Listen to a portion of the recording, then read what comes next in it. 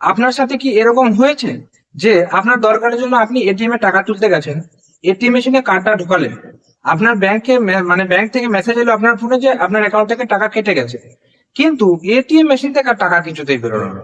মানে ব্যাংক থেকে টাকা কেটে গেছে কিন্তু আপনি টাকাটা হাতেই পেলেন না।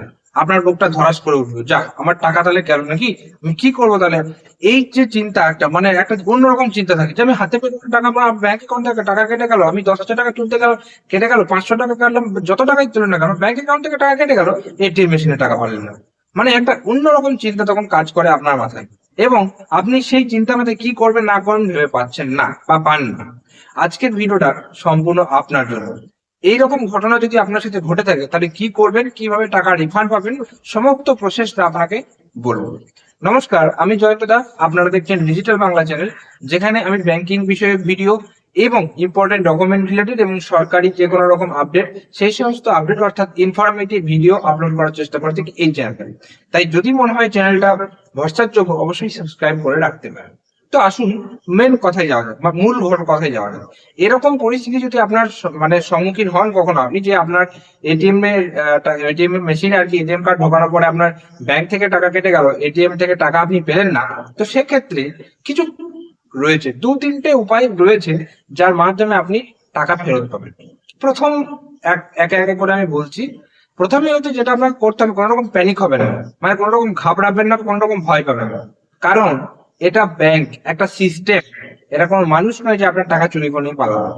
কোনো সিস্টেম যান্ত্রিক ত্রুটির কারণে আপনার টাকাটা এটিএম মেশিন থেকে বেরোয় না, আপনি টাকা সম্পূর্ণরূপে রিফান্ড পাবেন। এই রকম মানে এই কনফিডেন্স থাকবে আপনার মধ্যে, থাকা উচিত এবং চিন্তা মুক্ত থাকা উচিত। এইবার প্রথম যে পয়েন্ট সেটা ভালো করে শুনে নিন। প্রথম পয়েন্ট হচ্ছে আপনি যে ব্যাংকে আপনার অ্যাকাউন্ট রয়েছে সেই ব্যাংকের কাস্টমার কেয়ারে আপনি কল করবেন। 24x7 অ্যাভেলেবেল পাওয়া যায়, সেখানে গিয়ে আপনার সমস্ত প্রবলেমটা জানাবেন, সেখান থেকেও প্রবলেম সলিউশন হয়ে যায়। 2 নাম্বার, আপনার মধ্যে যদি সেই কনফিডেন্স থাকে বা আপনার মধ্যে যদি ভয় না থাকে অতটা, আপনি ওয়েট করবেন। কারণ এইগুলো কমপ্লেন না করেও অটোমেটিক টাকা রিফান্ড হয়ে যায় উইদিন 5 ডেজ, 5 দিনের মধ্যে টাকা রিফান্ড হয়ে যায়। মানে কোনো রকম প্যানিক হওয়ার দরকার নেই। কিন্তু আপনার যদি একটু মনে হয় যে আমার সেফটি দরকার, আরো মানে কিছু একটা করতে হবে, তাহলে প্রথম হচ্ছে আপনি কাস্টমার কেয়ার কল করে জানাতে পারেন। দ্বিতীয় যেটা হচ্ছে ওয়েট করতে পারেন। আর তৃতীয় যেটা আমি বলছি আপনাকে, সেইটা হচ্ছে একদম মানে অফিসিয়ালি কাজ, সেটা হচ্ছে আপনার যে ব্যাংকে অ্যাকাউন্ট সেই হোম ব্রাঞ্চে চলে যাবেন। অথবা দেখা গেল সেই এটিএমটা যে ব্যাংকে, মনে করুন আমি এসবিআই ই কর্নার থেকে টাকা তুলছি, এসবিআই মেশিন থেকে এটিএম থেকে টাকা তুলছি, ওই এসবিআই এটিএমটা তার পাশেই ব্রাঞ্চ রয়েছে, মানে সেই ব্রাঞ্চের মেশিনটা বটে। তাহলে আমি সেই মেশিনের যে আইডি নাম্বার রয়েছে, অর্থাৎ মেশিনে দেখবেন লেখা থাকে আইডি নাম্বার, এটিএম মেশিনের যে মেশিনে আপনি টাকাটা তুলছেন, যদি না জানেন তাহলে এটিএম যে গার্ড রয়েছে সেই গার্ড, সিকিউরিটি গার্ডকে দিয়ে জেনে নেবেন। এইবার সেই এটিএম আইডি নাম্বার, মেশিনের আইডি নাম্বারটা নিয়ে আপনি সেই হোম ব্রাঞ্চে একটা লিখিত অভিযোগ জমা দেন, একটা দরখাস্ত জমা দেন।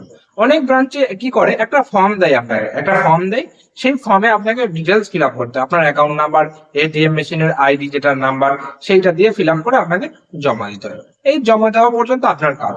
তারপর উইদিন 5 ডেজ ব্যাংক আপনাকে কিন্তু রিফান্ড করবে।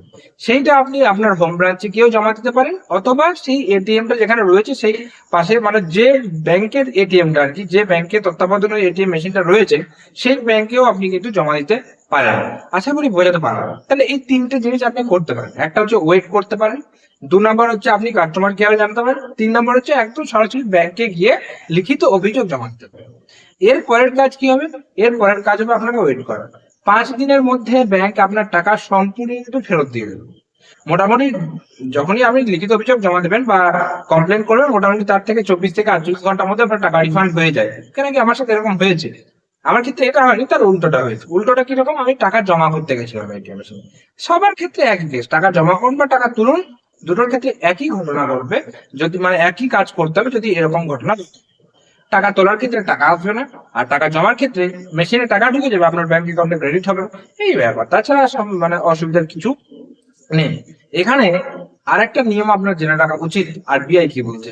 আরবিআই বলছে এরকম ঘটনা যদি আপনার সাথে ঘটে থাকে, আপনি ব্যাংকে অভিযোগ করলেন, অভিযোগ দায়ের করার পরেও 5 দিনের মধ্যে, 5টা কর্মদিবসের মধ্যে, হলিডে বাদ দিয়ে 5 কর্মদিবসের মধ্যে যদি আপনার টাকা রিফান্ড না আসে ব্যাংক অ্যাকাউন্টে, সেক্ষেত্রে 6 নম্বর দিন থেকে পার ডে ব্যাংক আপনাকে 100 টাকা করে জরিমানা করে। এটা আরবিআই এর নিয়ম। এইবার দেখা গেল, মনে করুন আপনি 5 দিন হয়ে গেছে টাকা আসেনি, তারপর আরো 5 দিন লেট হলো, তাহলে ওই 5 দিনে ধরুন 500 টাকা ব্যাংক আপনাকে পেমেন্ট করবে।